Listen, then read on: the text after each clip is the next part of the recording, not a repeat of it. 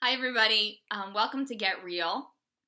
I'm Maria from You Glow Girl, and I'm here with Katie Adelia Marquez. Hi. And what Get Real is conscious conversation, a place for us to talk about, what's really going on for women, the stuff that we think we're not supposed to be talking about, the stuff that maybe we think is shameful or embarrassing, the things that we were told by maybe our grandmothers, like, shh, you don't talk about that stuff. That's impolite. That's inappropriate.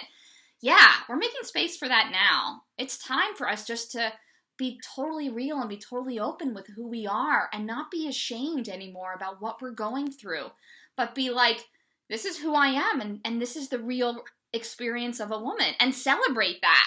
Totally celebrate it. So today we're going to be talking about vagina. Hoo, hoo, hoo, hoo. Yeah. Yes, we are. We're talking about menstruation, moon time, being on the rag. What else do people call it? PMS. The red thunder, which I just made up. That sounds like it should have its own theme song, for real. Like, I wish you just made it up right now, actually. The song reminds me of the final countdown. It's the final countdown. PMS is the final countdown, essentially. Yeah. To getting our period. Yeah. And that's what we're talking about. And the reason why we're talking about it is because we realize that it's important to talk about it and to take away the taboo and the shame and the fear and the guilt around being women, and making real space for us to talk about what it's really like. And not just that, but also how do we honor our bodies when we're PMSing or when we're menstruating? How do we really take care of our bodies instead of, put our bodies through more trauma or more anxiety or more angst by pushing them too hard? So we're going to talk about that. We're going to talk about, what society makes us think about our periods and our bodies. We're going to talk about our own experiences with PMS and menstruating and what that looks like for us and what we have to go through every month. And we're going to talk about what the outcome is on believing what society thinks women should feel like around their period, or how women should interact with their period, right? Society says, we shouldn't be talking about it. And we're going to talk about, what does that do to us? How do we believe that? How does that impact our mental health, our body, our emotions? And we're going to look at, how do we nurture our bodies? How do we take really good care of our bodies and just breathe love and kindness and tenderness, especially during that time of the month that we're so vulnerable and we're just so open to lots of energy, to everything, okay? So we're going to look at all of that today. Yay. Yay. Your happy dance, I love it. Okay, so your body. Let's meet your body, especially during PMS. What's happening during PMS oftentimes is an increase in estrogen. People who have anxiety, depression, feel overwhelmed, feel really tired, which is totally me. I have all of that comes up. Oftentimes, things that make that worse are being obese, not eating really healthy. Like if we're just eating a lot of chocolate or a lot of junk, that makes it worse. But PMS is something that happens to everybody. For real. It happens to everybody. It's not there's some women that are really overtaken by it, and then there are some women, I think, that kind of brush it off. But it's to an extent, we all experience that in our own unique way, and it's about having the conversation so that we all can recognize that and all kind of come together to create this conscious collective about, reawakening the beauty and feeling. Yeah. The beauty and feeling, because that's really what PMS is. It's the heightened awareness, the extra feeling. Yeah. Oh my gosh, totally. I remember this week, because I'm on my period now. Woo! Cheers to that.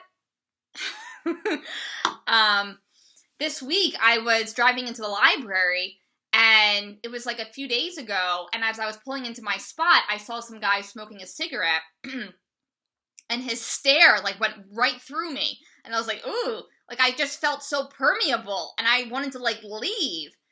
Right? And then as I was walking in the library, I heard a baby crying in the distance, and it was such a painful experience.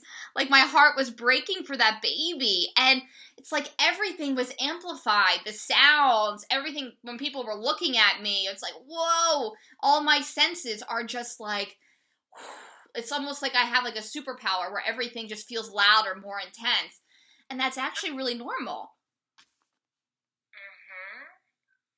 It's pretty wild. I've actually done research and read studies where they say that women are actually the most creative, like, because of that energy, because our overwhelming sense, that we actually have this incredible ability to create on a more expansive level, and yet we're so bogged down by all this physical kind of muck that we feel. It's like sometimes it's hard to embrace that. If we're stuck in the muck, how do we really truly embrace this gift of this heightened superpower that you said? It's like it really can be a superpower if we have the awareness to tap into it and consider it that and be creative with that. Right. Totally. And not let it overwhelm us. That's totally brilliant.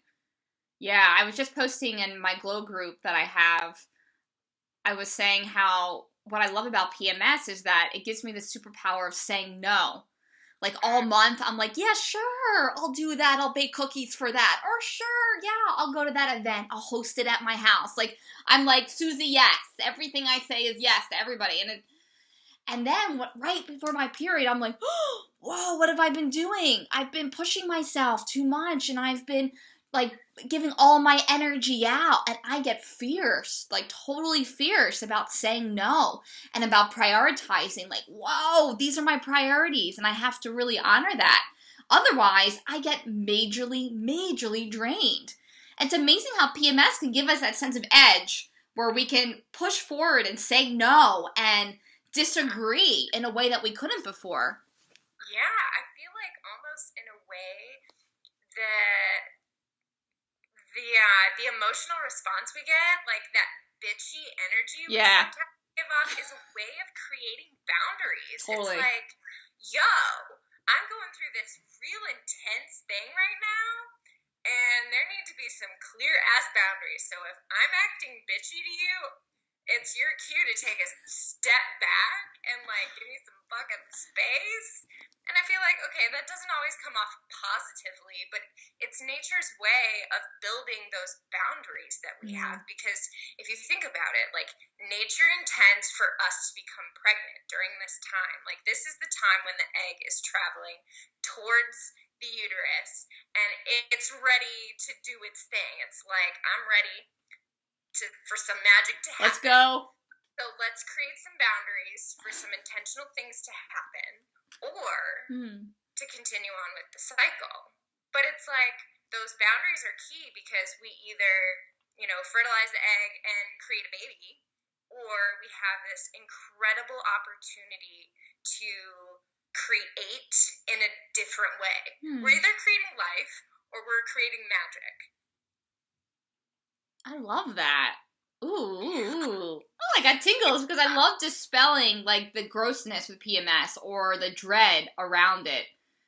Yeah, I love that. I love viewing it as a superpower, like helping us say no, have boundaries, create, know who we are. Like, it's so interesting. When I'm PMSing, it's everything that I was pretending that was okay. Yeah. It all of a sudden is not okay. I'm like, wait a minute. Like, no. Yeah. And I have to be really real with that and honest and upfront with that and not just placate people and be this nice, like, yes woman anymore. And that's what PMS does. It does give me a sense of muscle around no. Like, So you're working your vag muscles in a different way. Work them muscles. Yeah. That's right. Dude, I want to hear about your first period story. Okay. So, I started my period at a friend's house. And this was like my best friend's house. I'd grown up with her. She was there when I was born. So, it was a safe space at least. But for me, it was like a really uncomfortable happening. I was just like kind of in shock a little bit. I'm like, Holland, like, this is what's happening to me right now. Like, did this just happen to me? Like, right now. And so I'm like, I don't know what to do. Like, can you tell your mom? And so she told her mom, and her mom is like a second mom to me. So it at least was safe and comfortable, but it was still like real weird, you know, like you learn about it in school and you watch videos and you have conversations about it, and that in and of itself is uncomfortable. So it's like when the real thing happens to you, it's like, I just don't know. I'm like, this is like, am I a woman now? Because I really don't feel like one. I really don't. I just feel like a child that is going through this really strange thing. Yeah. And so my mom came and got me. But what was really heartbreaking about this whole thing was we had just purchased kayaks for our family. Like, we'd been saving up for 2 years to buy these kayaks so we could all take adventures on the rivers together. And we had our first trip planned the week that I started my first period. And I actually was so anxious about it that I decided to stay home. And it was so heartbreaking because there I am, a little 13-year-old girl sitting by myself on the couch, having my first period while my family's off kayaking. And I'm just like, this is not what being a woman is supposed to feel like. This is a really lonely, uncomfortable space. Aww. Yeah, poor little Katie. Right, like you were taught almost immediately that when you have your period, you can't do things. Yeah. And it's a bad thing. It's not like a holy, sacred thing. It's like a bad thing. Yeah, it was very clinical. It was like, here's a pad, here's a tampon, like, this is how you use it. You're either menstruating for 3 or 5 to 7 days. It may be regular, it may not. It may hurt, it may not. And it was just like, these are all like, I don't know, very clinical terms that I'm not resonating with. And so for me, it was a very like disattached, anxious experience. And I went through like, man, I mean, it wasn't even until a few years ago, maybe not even till like last year, that I felt empowered in my moon cycle. It took over 20 years. Shit, over 20 years. Oh, I want to hear about that in a minute. I want to hear more about that in a minute because I want to really stay with this idea that there's something weird and broken about having a period, and then when we have our period, our family is very clinical about it. People in school are very clinical about it. I love that you brought that up because I remember in health class when people brought that up, when the teacher brought that up, I was like, oh my God, like that's gonna happen to me. And all the boys are like looking away, like looking down, like, oh my God, this is so embarrassing. I can't believe this is happening to the women in the girls in this group. And I was so embarrassed too. And I wanted to be anywhere but there. To know that this would happen to me was like, dear God, why? Like, what a world! You know, I was like, like, it's like you might have told me that, I don't know, that my house was going to get bombed at the age of 11, and that's just normal. Like, it's going to get bombed, and you're going to have to figure out a way to live after that, you know? I mean, that's like the feeling around menstruation that little girls are taught. It's not exciting. It's not beautiful or sensual or like a beautiful passage. It's not really celebrated in our culture. I'm sure in other cultures it might be, but in our culture it's like stick a tampon in it and get to soccer practice. You know, like it's not, or stay home on the couch while everybody else goes hiking or kayaking. Yeah. All those sports tampons, man. It's like, no, I don't want to fucking do do sports right now. I just want to, like, eat a chocolate bar and sit on the couch and just feel my feels. I don't want to push through it and swim, like, 2 miles right now, because that's, for me, that's what it was in high school. Like, you know? Right. You'd go to swim practice even though you were in so much pain. You'd do those flip turns even though it hurt your uterus to do so. Did you do that? Yeah. I could just see you doing the flip turns and like, no, why, God? Why? But dude, I so feel you. I love how you said that. I so feel you. It's because, like, society has this idea that, like, all the commercials we see are, you know, of women, like, putting a tampon in it and get back to your daily grind. Like, this shouldn't hold you down. You need to ignore it, pretend it's not there, use a lot of products to make sure you don't smell funny because you smell weird. You know, oh my God, I gotta tell you this. When I first got my period, so I don't have a lot of memory from my past. It's like trauma that's kind of like wiped my memory clean of a lot of different things. But I remember like feeling for a second, I was like looking around and feeling excited, like I got my period. And, like I remember feeling really excited, but it felt like a private excitement. Like I can't tell anybody. You know, it's not like getting married or like graduating. It's like it was like a private little wonderful thing that I had to keep really private and really secret, you know? And I didn't want to tell anybody. But then I remember having a shift of going from woohoo to feeling, oh my God. And the reason why I felt that way was because having to go buy my pads. Like I remember having to do that very young. And it was like the most humiliating experience of my life. Like I was taking the pads and like shoving them under my armpits or like, you know, looking around. People probably thought I was like stealing God knows what, you know, like don't look at me, you know, oh my God. And then if I had to pay for them and then the person checking it out was a dude, don't even. And guess what? Right? I've been really embarrassed like this until rather recently. Like maybe I'm 30 now, maybe within the last few years, I'm like, I'm freaking buying these pads and I'm not going to hide it under my armpit and warm it first. Yeah. It's funny because even like the whole idea of men going and buying their women pads, yeah, that being embarrassed about it, it's like, dude, we know it's not for you. Like, unless you got some serious issue, we know it's not for you. So why are you embarrassed about it? Right? I think that's so funny too, because I mean, like that shows just how extreme that view is. That oh my God. Everybody, even though it's not for them, totally is embarrassed by this. It's like this specific product is embarrassing. Yes, it's embarrassing. It's taboo. Yeah. It's wild. Dude, we know it's not for you. Come on, man. You don't have to hide the tampons in your butt. Like, you don't have to act like you're in prison trying to smuggle drugs. Like, it's okay. If they are for you, you're probably just shoving them up your nose or some shit, you know? Who knows? Right. That is so funny.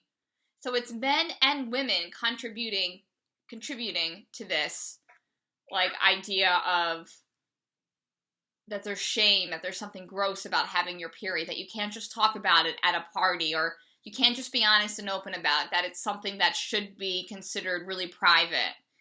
And there's a difference between, like sacredness and then secrecy. Yeah. So, right? Absolutely. So it's like sacred. We hold it sacred. We can honor it. We can take care of it. Secret, it turns it into something shameful, something embarrassing, something unholy, something that women have to deal with because we are so terrible. Yeah. And you know what? And that's how society interacts with it. The secrecy around it is actually saying what? It's saying that what happens to a woman's body is gross, is wrong, is disgusting. We need to hide it. We can't talk about it. It turns her into a major bitch, and oh my God, she's on her period. Don't even listen to her. Like, it trivializes something that's really sacred. Really sacred. Super sacred. Incredibly sacred. It's like I just think it's so funny because it's like all the men in the world. It's like a woman. Like, you came out of a woman's vagina. Remember that, men. Like, you came out of a woman's vagina. And, like, before you came out, she bled a month earlier. So, like, you came out of a place where all that stuff happens. Yeah. You know? It's like... Damn. You came out of a woman's vagina. Can you just get a t-shirt that says that? Just remember, you came out of a woman's vagina. Yes! Or we need to post that near the tampons when our men, go in to buy us pads or tampons. Yeah. Just remember. And it'd be like you pointing at them, like Uncle Sam, but it would be Aunt Katie. I believe that face. Shit, girl. I like that face. I love that face. Yeah. Yeah, I love that. I love the idea of the reality that we can really remove this stigma, remove this heaviness. I was just watching, videos about this today. I watched a video about making fun of, a tampon commercial. And in the video, these women were walking towards these men at a club, and these men were, leaning on the wall, looking at these women hey, what's up? And these women were, looking really lush and, sexy and just, awesome. And then the men are still, eating it up. They're yeah, yeah, yeah. And then they turn. You didn't see this video, did you? No, I didn't see this. They turn to go into the taxi cab, and this one, looks over to this guy and, gives him a look, right? And she bends over, and this tampon string, falls out of, it just kind of falls out of her skirt, so you can kind of see it. And it pans back to the dude, and he's like, "Gah!" And, he's, so disgusted. Oh, my, I thought you were hot, but now you're a woman. Oh, my gosh. Yeah. But that's the reality of it, too. It's so sad. It is. The reality of it. It is the reality. It takes away your sexiness. All of a sudden, I'm not as beautiful or as luxurious or as awesome or sensual because I'm bleeding. What? No. Yeah. If men bled out of their penises, you know what would happen? We'd have, a national holiday for it, right? And it'd be let's celebrate the penis as it bleeds. And there'll be, golden penises everywhere. People would be, blowing out of them, doo-doo!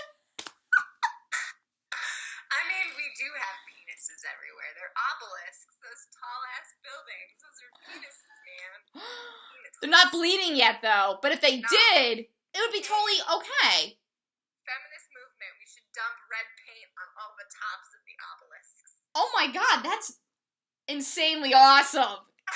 I will support you. If you do that, I will support you. I'll be behind you 100%. I'll take it to Greenpeace. Take it to the feminists of Greenpeace. Please do that. Yeah. What do you think, what would happen if, men did, get their periods and women didn't? I can't even imagine. It would just shift completely. I feel like you would have paid leave. Sorry, I'm, spitting because I'm getting passionate. Whenever I get passionate, I spit because I'm Italian. But you would have, paid leave for, a week, a month, where you're okay, all right, John, we'll see you in a week. Take care of the flow. And then you'd go back to work. Yeah. Yeah. I think that, what's cool, though, is we live in a reality where that is actually starting to happen. Ooh. Yeah. You think so? Tell me. Not in the United States. There's a company. I read an article about a company in Europe, and of course the CEOs are female, so, I mean, that just makes it an easy way already. But they have acknowledged that, women are more productive when they have flexibility around their periods. It's they acknowledge that this is part of the lifestyle. This is part of the reality of women. This is not just some trivial thing. This affects our ability to do our jobs, our ability to take care of other people, our ability to take care of ourselves, our ability to create, to focus, all of that. And it's this company was we acknowledge that. And women during their time of the month we have an open conversation about it, and they can either take time off or they can have reduced hours or what have you. It's like that. I love it. Reading that was just so beautiful. It's like Yeah.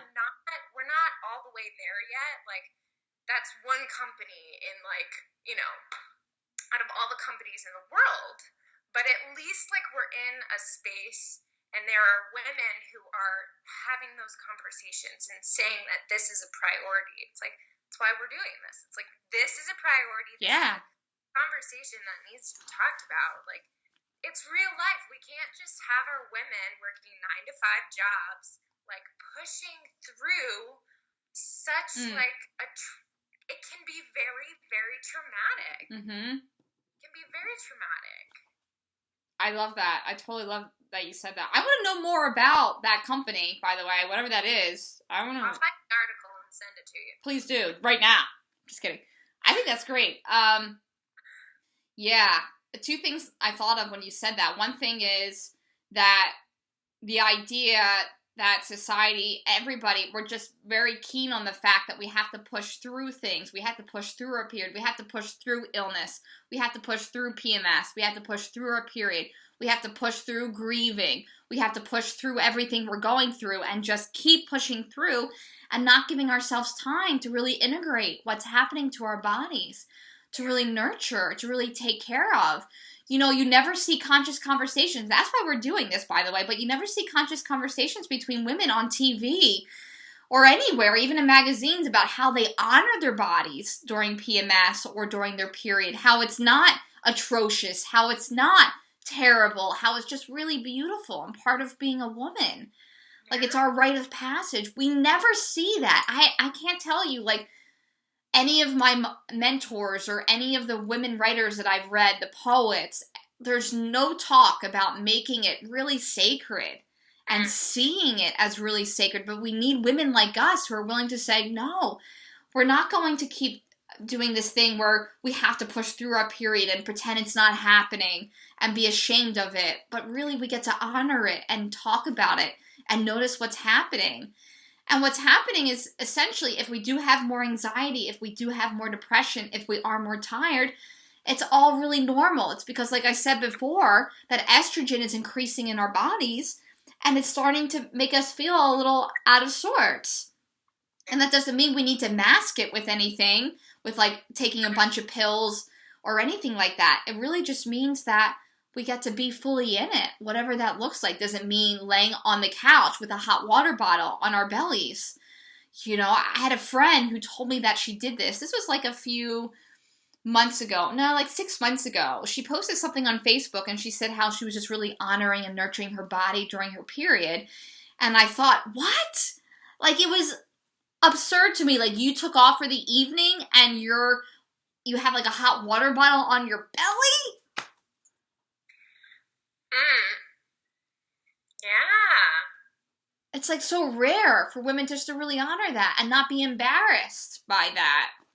Absolutely. I think it's like we're afraid to even have, like, even start the conversation. We're afraid to ask. Yeah. We're afraid to ask, like, this is how I feel and I don't feel good about this. Like, how can I change how I feel about this? For me, it was like, there was such anxiety and I didn't really have a woman in my life that I could talk to about it.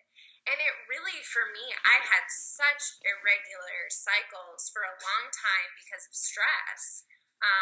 And, like, that, I think, is our stress level in society is really, like, why we have such intense PMS. Is, like, our hormones are so affected. I mean, our stress chemicals are centered in the same place that our hormones are that control our menstrual cycle are. So it's like when our stress goes up, those hormones go up too. Yep. And, like, it can just screw all your craziness Totally. up. And for me, like, there was a point where I got to a point where I didn't have a period for 2 months because of my stress. And it was at that point that I entered into a community of women for the very first time consciously. Was like, all right, I'm going to join this community of women. And it was kind of incredible because this group started, and the woman who facilitated this group did card readings for everyone. And it was just so beautiful because they were goddess cards. And the goddess card that she picked for me was Goddess Maeve. And I was like, what? What? And like, it was just so timely and perfect. And she's like, are you having issues with your cycle? Whoa. I'm like, oh my gosh, yes, yes. And it took me consciously, like, not even wanting to talk about that issue, but just consciously wanting to have a conversation with women in general. It was like that brought it to the forefront because it's like, that's what we're all trying to overcome, is the stigma that our innate feminine power of creation is a bad thing. And it's like, whoa, we create life on planet Earth right now. Like, we are the bearers of future generations, and that process is seen as a negative thing. How backwards. Yes. How backwards. It is so backwards. And I feel like it comes from the lack of community with women. Yeah. And really, like, this patriarchal society that we live in, kind of controlling the conversation. And I feel like as this feminist kind of movement happens and women are talking more about it, getting together, I feel like we're just going to continue empowering each other. Because really, that's what it took for me. Like, it wasn't even a conversation with my mom or anybody. It was like strangers that I'd never talked to before. That I was like, I need women in my life. And it was like, here you go, Katie. Here are some women, and let's talk about what it is to be a woman. Wow. And let's really heal what it is to be a woman. Wow. Why do you think it wasn't from your mom? Like, why do you think it had to be external? Why is it that moms and people really struggle with honoring this? What do you think that is? I think it's a mother wound. Yeah. I really do. I think Totally. It absolutely is a mother wound, because I think the mothers of generations before us really went through this intense transition. Like, we stopped honoring this in the span of like the last couple hundred years. Like, before, in biblical times, they had the red tents. Yes. Like, women joined together, they had their separate space, they honored themselves, and that was a normal thing. They cycled with the moon. They were all like the village. You know, it was very much the women of the village bleed together. Yeah. And I feel like our mothers and their mothers didn't get to experience that because of the shift that started happening with the revolution and the technological stuff that happened. It's like we got away from honoring the natural cycles and seeing that as a feminine thing. And it kind of displaced the feminine energy within us. And so I really feel like us women nowadays, right now, are really processing that mother wound that they all had. Because they weren't nurtured with that feminine energy. Like, it was taken from them. Yes. That's totally it. Yeah, I'm just going to add to that trauma does the same shit that you're talking about. It does remove a sense of joy, a sense of levity, a sense of celebration regarding the female body. For any woman who's endured any type of trauma, especially sexual trauma, the outcome is often very angry or dismissive towards the female body. And I remember recently, this was like a few months ago, I was having really bad cramps, like terrible cramps during PMS, you know, right before I would get my period. And I remember breathing and I thought to myself, oh my God. I remember getting really angry. I'm a woman. Like, that thought in my mind came up that, oh my God, I'm a woman. That this is terrible. I can't believe this. You know, this is uncomfortable. Why did I have to be a woman? And as I had that thought, I felt my cramps. And then I made the conscious decision to breathe. And I was like, no, I'm going to honor the fact that I'm a woman right now. Like, I'm going to breathe that in. and like really lean into it and enjoy that and accept that. Like, yes, I was just saying yes to being a woman. And would you believe it? My cramps literally went away immediately. Yes. Our cramps can be so mental. Yes. I literally, It's a resistance. Like, one minute I will not be, like, my mind is not, like, okay, so when I start my period, like, the conscious acknowledgement of, oh, I started my period, like, right now. Like, 2 seconds before then, I didn't have cramps. But that realization that, like, oh, my period is here, like, cramps immediately. Like, for whatever reason, we've been conditioned to be like, period equals cramps. Right. No. And it doesn't have to be like that. No. It doesn't have to be It like is that. mental. It totally is. A lot of it really is. And it's that resistance. Yeah, a lot of women they have cramps because their uterus is displaced, so they actually need, like, some adjustment there. And there's amazing people who do massages just for displaced uteruses. It's called Arvigo massage. Ooh. I just met an incredible woman who does this.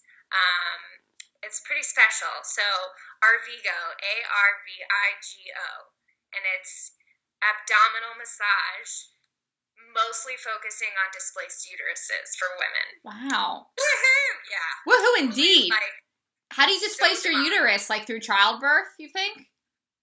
Childbirth, trauma, anything, I bet. Life in general. I mean, so much of our bodies are overworked, and just, like, we put ourselves through the ringer. So who knows, like, you might have a displaced uterus and not even know it. Who knows? I remember in college, my cramps were ridiculous. I was, like, almost throwing up. I couldn't, like, move. It was horrendous. And I know if I think back to the time, I was on the go. Like, I had an organization. I was taking a lot of classes. I didn't really give myself downtime throughout the day. It was kind of like at the end of the night, relax, go to bed. I didn't really know how to relax. And that's when I had, like, cysts that burst, and I had really painful periods, and it was me just pushing myself and pushing and not realizing that I was creating that. It's like the things that happen with our bodies, they don't just like, oh, whoa, this is happening, and I how did I do, like, this is not me, and I didn't do this. Actually, our stress really creates a lot of our issues, the pressure that we put on ourselves, and the emotional strain, the physical strain on our bodies. Like you brought up, in biblical times, I'm so glad that you brought that up, it was honored. Women would just lay down and take care of themselves instead of pushing through and having to do more or ignore it or, I have to pretend that it's not happening. And I honestly think a lot of our issues with our ovaries and just a lot of the reproductive work, like everything that's happening that is not out of health and not out of goodness, out of strength, is because of our stress and also because of our resistance towards just really honoring our bodies when we have our periods. Yeah. Whatever that looks like. It could be just laying on the couch. It could be going outside, not pushing ourselves as hard as we work out. I know I get this mentality when I'm going to work out and I have my period, like, oh no, I still need to work out. We're losing blood. We're like literally losing iron. And if we feel a little lightheaded or fatigued, we should probably honor that. Yeah. And not make ourselves pass out. I don't know. Crazy idea. Yeah. For me, there was a day, and this is really where I started to get angry about this whole concept of pushing through it. I was working, and I'm on my feet all the time when I work, and because I work in a kitchen, so I'm moving around up and down stairs, never sitting down. So I've been at work for maybe 5 hours at this point, and I just, like, my period comes to me then. Like, it starts in the middle of my shift, and I've got, like, more hours to go, and I'm just like totally feeling it, and like at the point where I'm like feeling like I need to go home, but saying that out loud and asking for help felt so weak and felt so awful. Yeah. And so I just pushed through it, and it was just so painful and really exhausting. And I got home, and I got really upset with myself. I'm like, why in the world did I just push through that? Like, that pain was real. Yeah. If that pain was coming from somewhere else, I would have stopped. I would have taken a break. If it wasn't my period, but something else causing me to feel that way, I would have been more likely to sit down and take a break. But it's the fact that, like, saying, hey, guys, I'm on my period, I'm not feeling good right now, like, I need to take a break. Like, just because it would have been that conversation, I didn't have it. Yeah. And I took it home, and I just, like, felt so horrible about it and got really angry at that push through it mentality. And it's like, no, that pain is real. Yeah. And it's a real excuse for us to call into work and be like, hey, I am not on my game today. I do not feel good. I cannot perform in the way that is expected of me, and I need to take a day off. And amen. With our employers can sometimes get us fired, and that's really, really sad. It's like some people don't take that seriously, and I think that's why we hesitate, is we're afraid that saying that out loud and asking for help is going to make us weak, and that nobody's going to take us seriously. But it's like, if it's a woman not taking you seriously, shame on her. And if it's a man not taking you seriously, kick him in the balls. Because then he'll know how you feel.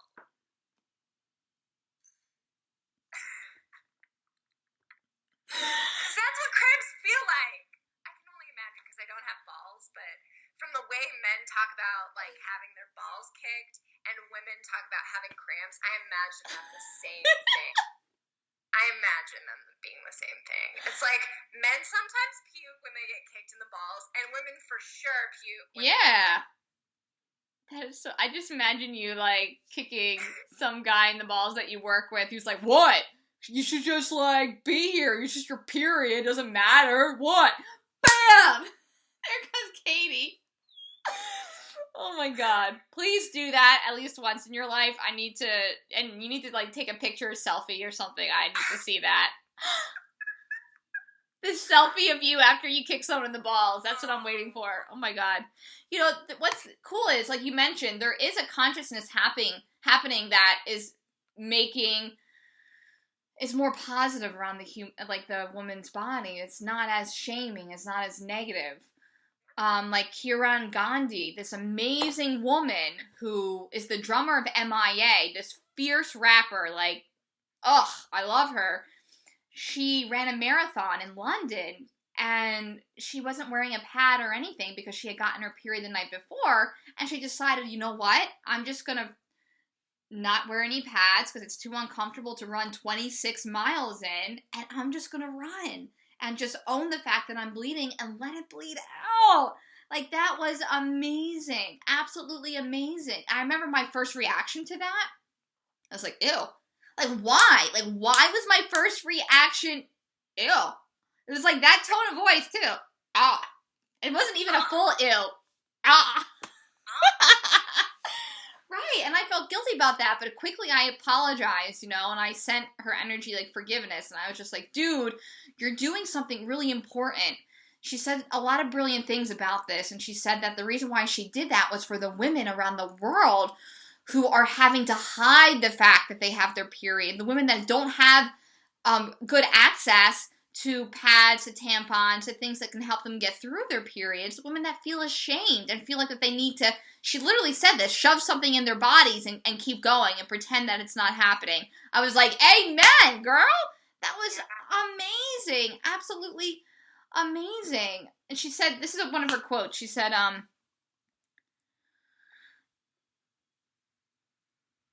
everyone is quiet and socialized not to complain or talk about their own bodily functions, especially women.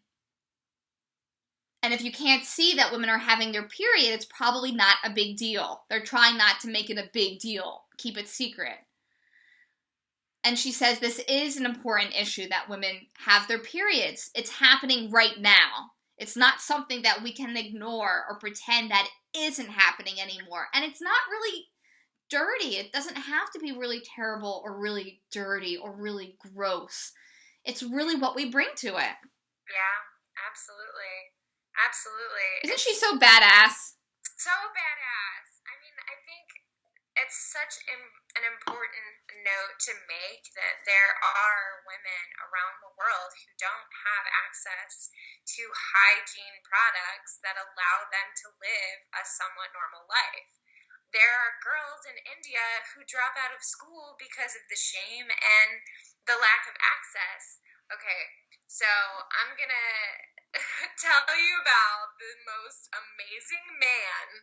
I'm gonna go like loving on this man right now. So they call him the Menstruation Man of India. This man, okay, the story goes that one day he sees his wife hiding something behind her back, and he asks her what it is. She shows him a dirty rag, and he knows what she's going to use it for. She's using that dirty rag for her period. And he's like, you shouldn't have to use a dirty rag. Like, you should be able to have access to something that's clean, to something that, you know, is not unsafe for you. He made it his personal mission. He made it his personal mission to make pads for his wife so that she could menstruate and not have to soil herself with dirty rags. And the funny thing is, this is so, like, poignant to how even women think about it. Like, this man's wife freaked out. She left him. What? She left him. Shut up. Yeah. His neighbors thought he was a pervert. Like, this man made it his mission to help women in India have access to hygienic products so that they could continue to go to school. And you know what? Wow. He succeeded. Mm-hmm. He succeeded and he made an impact. And not only did he create access to these pads, but he also created a machine to make them. And he created jobs for people who needed jobs. And you know what the funniest thing is his wife saw him on TV and came back to him. And they're happily back together. Because she was like, you know, she realized, you know, what he did and what a beautiful impact that he had and that he wasn't weird for wanting to do this. That just shows you that really interesting mentality that even women can have about it. Totally. And that men can be on our side. Yes. Men can be rooting for us. And I just think that's so beautiful. Yay! I love that story. That is so beautiful. The Menstruation Man of India. Go look him up because he's such a sweetheart. I wanna meet him and shake his hand. That menstruating, appreciating man. That's really cool, and I love how it brings up so many layers. Like, what's really interesting to me is the fact that she left him. That she was so, like what you just mentioned, she was so disturbed by that initially, you know. And I'm sure, like, what came to her mind is, what if my husband's celebrating this? No other women, no other people celebrate this or take care of it or think that it's something that should be honored. Maybe she was thinking that she would be ostracized, you know? Yeah. Even now, women bond over complaining about their periods. Oh my God, my cramps are so bad. Oh my God, it's so terrible. I won't be able to do this or that. Or you know, there's just this negativity, and that's okay. And it permeates every culture. It doesn't matter what culture. It just permeates, and it gives people a sense of belonging, that negativity around it, you know. And I just see that woman like, totally, what, how am I gonna like celebrate this or appreciate this or not hide this? And it blew a fuse in her brain and she left him.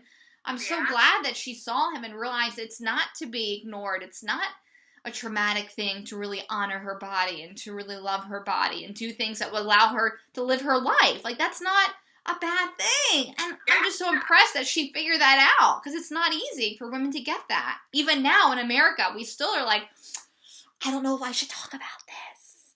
Like, we whisper, like, I'm getting my period. You know, like, this is little secret nobody should know. Yeah, I think it's really beautiful. One of the best gifts that my father ever gave to me was being able to talk about me and my mom being on our period.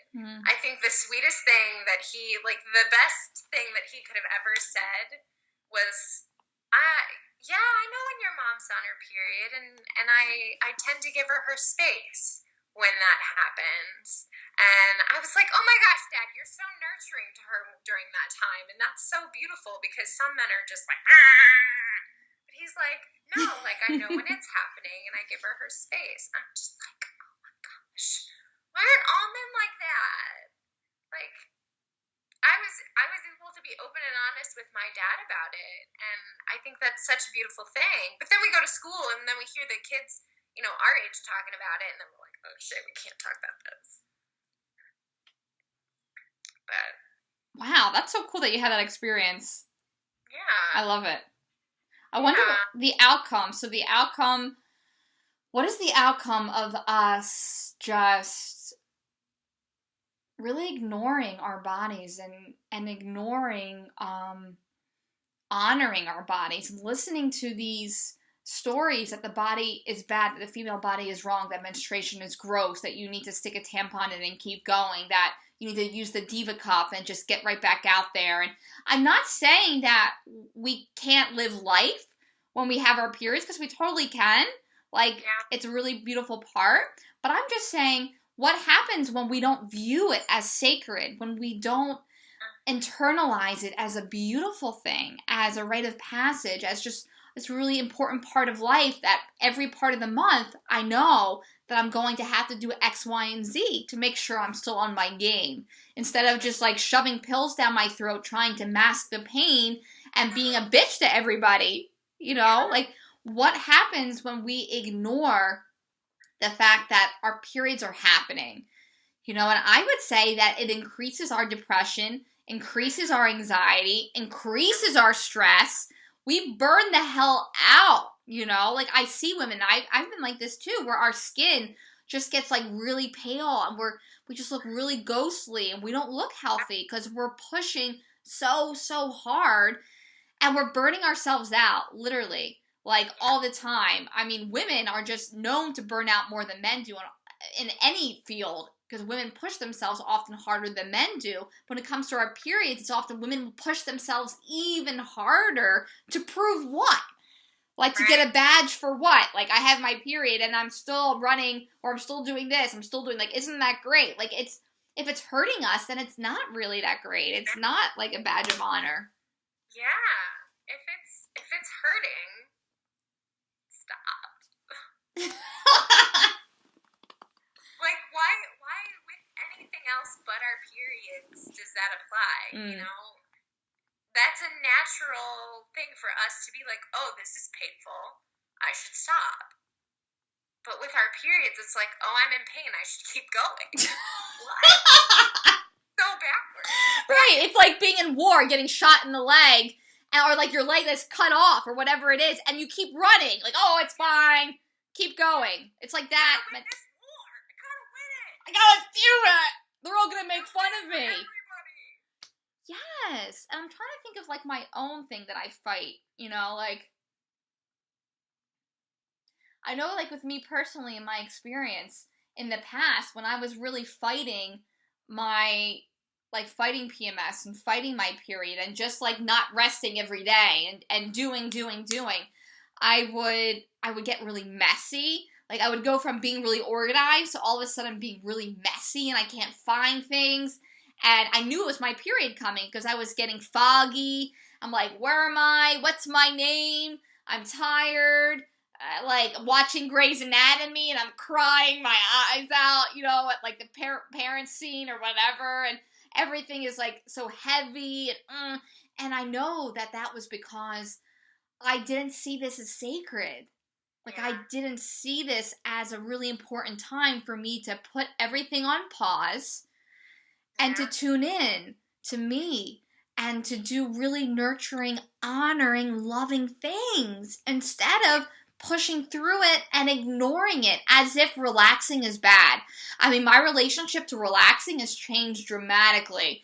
I mean, it still comes up. Like, I still feel a little, like, a little uncomfortable, maybe a little bit when it happens. Like, am I worthy? Do I deserve to relax if I'm tired or if I'm weak or if I'm on my, do I just, like, that comes up a little bit, but mostly now I'm learning how to really relax and breathe. Just take deep breaths and breathe into the fact that I have my period or that I'm tired and letting that be okay. Like reading a book and letting that be okay and not having to pretend that everything is fine and that I have to get everything done and I have to do 12 things today, you know, because that was just literally burning me out. Totally burning me out. And for what? For no reason. For no reason at all. Right. Because it's like, why do women, like, it's like we brag. Like, how are you doing? Oh, I'm really busy. Yeah. It's like a badge of honor again. Oh, you're busy. Oh, really? Yeah, I'm so busy. I don't have time to talk to you. I don't even have time to shit. I'm so busy right now. We're all like, oh my God, you're such a real woman. Right? Yes, if we're overwhelmed. Why?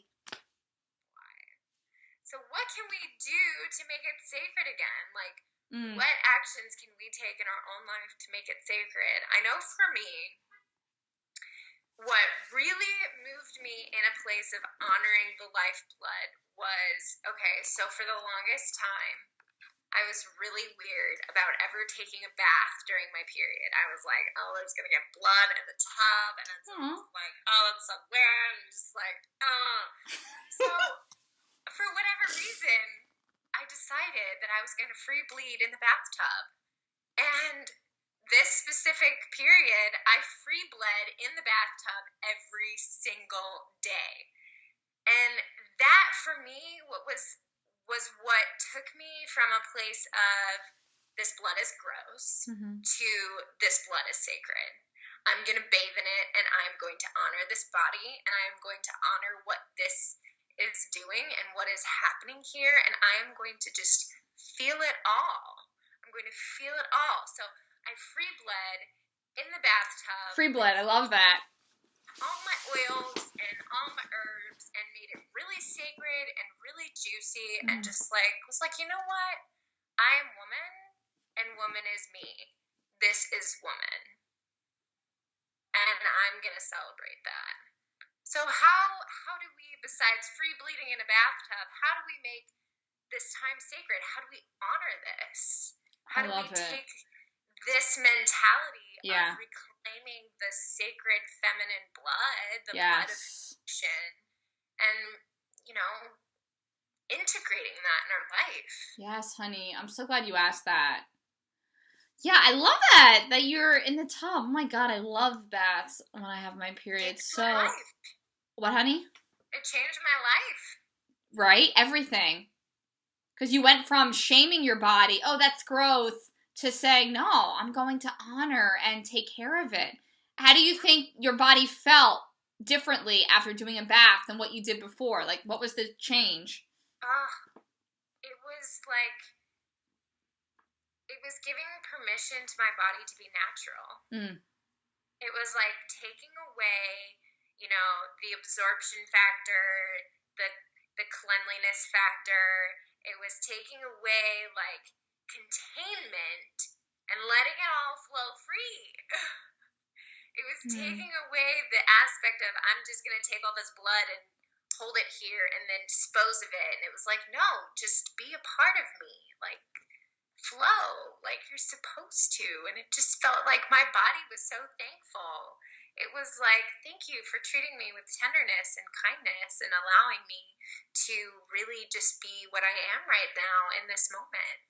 And that's a beautiful thing. If we can only give that to ourselves for 15 minutes, you know, if we only feel comfortable being free of, you know, that containment for just a while, but honoring that energy, I think is so important. Because if we don't allow our bodies to do what they want to do in a natural way, then we're not honoring it, you know? Totally. I love it. Yeah, I was going to say that too, that there's, like, the moment for me, what has helped me honor my body is like the moment that I start to feel a little bit tired or a little bit vulnerable or something shifts, like I can feel it. Like I can feel some shifting. I'm like, whoa, like something is moving harmoniously within me. And the minute that happens, instead of saying, oh, I shouldn't feel this way, I shouldn't be like this, oh, I have no reason to be tired, I have no reason. Instead of going into all these reasons of why I need to do all these things, I stop. Like yesterday, I totally just sat on the couch and read and wrote and just was really like in the moment. And I like stared outside the window and was just letting myself daydream. And I remember, like I was saying to you and the other girls on Glow Street Team, I was like, this feels really weird. Like I'm relaxing and I'm okay with it. And that's really a new thing here, guys. Like that's a big deal. So it's like letting myself relax when I could be doing 10 million things. Like a few hours is not going to kill anybody. It's not going to detract from my whole world. But giving myself that permission. So it's saying no to everything else and making myself a priority and saying yes to me and yes to relaxing and yes to just being with my body and not feeling like I have to do X, Y, and Z right now. Like for some reason when I start to get tired, and I talk to a lot of women about this, and it's like really a common experience, is when I start to get tired, I want to push through it and push even harder just to prove to myself or to somebody else that I can still do it. Like it means more now because I'm tired. Oh, I'm so tired that I'm going to push through. But instead of doing that and just honoring the fact that I feel weak, it was amazing just to lay on the couch and be totally cool with that and be okay with relaxing. Like it was like having a vacation. And the only reason why was because my period was coming. I didn't have to find a reason. Like I didn't have to wait to celebrate on a vacation or wait to relax to my vacation. I just relaxed then. Even though most of like Americans will push and wait till their vacation and then relax, you know? It's finding vacation in the mundane. Like finding that magic in the mundane and finding a reason to relax in the mundane moments and letting that be okay. Whatever that is, having tea, you know, making a smoothie, not talking to anybody, you know, because I noticed like something in me wants to go inward. Like when I'm about to get my period or when like the first day or first few days, something in me is like, no, Maria, like your energy that you put out, we need to bring that back. We need to call that back in instead of push even further and give more and then resent myself and other people because I'm still doing and still giving.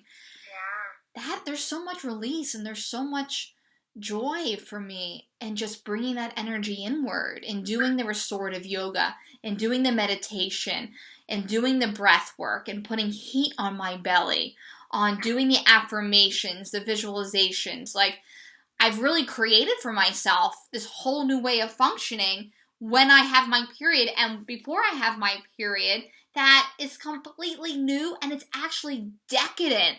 It's like my period's coming and good. Like I can relax. Yeah. Like okay, it's good. Like yeah. It's like the goddess party. Totally. And it's like a time of celebration and relaxation and beauty now that it's never been before. Yes. And that is why we're going to do our 5-day wonderful crash course on how do we own our bodies during PMS? How do we love and how do we nurture our bodies during PMS? Nutrition. What can we do emotionally? How do we help our emotions to balance? Spiritually, what spiritual practices help bring us back to ourselves and connect ourselves to God? And what connects us to other people? How can we really connect to other people and let people see us and take care of us? Because the women I know are so fierce, like you, honey, like so fierce and incredibly independent, learning how to let somebody else take care of us, even other women, like learning how to go to another woman and open up to her when we're feeling really small, when we're feeling when we're feeling a little lonely, when we're feeling down, letting someone in that moment. We're going to learn how to do all of that just in 5 days. I'm so excited. It's going to be a whirlwind and so magical. Yeah, honey. I'm so excited. It's going to be this times 5 times 100 times a million. That's what I'm talking about. That's so right. Ugh, I'm so awkward when I have to, like, tell people about something good that I'm doing. I'm like, yeah, it's going to be really good. It is. No, I'm so excited. And it's going to have my empowerment work, and it's going to have your work with cooking and food and how do we really nurture and honor our bodies when we're going through PMS and going through our periods, because oftentimes, like, even though chocolate feels great, if I'm binging on chocolate and I'm binging on those Doritos like 2-3 weeks before my period, I'm gonna feel like crap, dude. Yeah. Like, it's amazing how food really changes the chemicals in our brain and in our body. It totally does, automatically. So you're gonna help us with that. You're going to give us recipes and teach us how do we use food as medicine instead of the Motrin or whatever we usually do. Yeah. I love that. I'm so excited. So everybody who wants to do more on this, you who is watching this and you're like, yeah, I'm ready to feel good with my hormones and in my body. Like, I'm ready to really celebrate that. And I'm ready to not feel ashamed. And I'm ready to really feel healthy no matter if I have my period or not. You can sign up on my website. It's going to be youglowgirl.net is where you can sign up. Look there. There'll be like a little thing on my homepage that says the 5-day crash course to PMS. Just put your email in there, and then we'll start giving you all the things that you need to really own your PMS, to make it your bitch. Make it your bitch. Yay! Oh, Katie, can you tell everybody where they can find you? Alright, so you can find me and all of my magic at www.consciousapothecary.com, and you can Google that if you don't know how to spell it. It'll correct you. But yeah, that's where you can find my magic and all the goodies that I've got going on there. And going to be working with Maria in the future, so you'll find my goodies on her stuff too. Yes, I'm so excited. So it's consciousapothecary.com, or is it .net? Yeah, .com. Okay. Yeah, this woman, she is magic when it comes to plants, herbs, and essence. Like, this woman knows her stuff, so definitely check her out. Her work is very complementary to my work, to my empowerment work, my emotional work, spiritual work with women. So yeah, I can't wait to see what comes in the future, because I know we're going to put together some packages and really just honor the woman, whatever that looks like. Honor you so you don't feel crazy, so you don't feel insane, so you don't feel like there's something wrong with you when you're going through hormonal changes. So you can really honor yourself through all of that. Yay! Yeah. Oh, I got to say too, that she's a fierce member of Glow Street Team. Glow Street Team has changed my life. Get on its crazy magic awesomeness.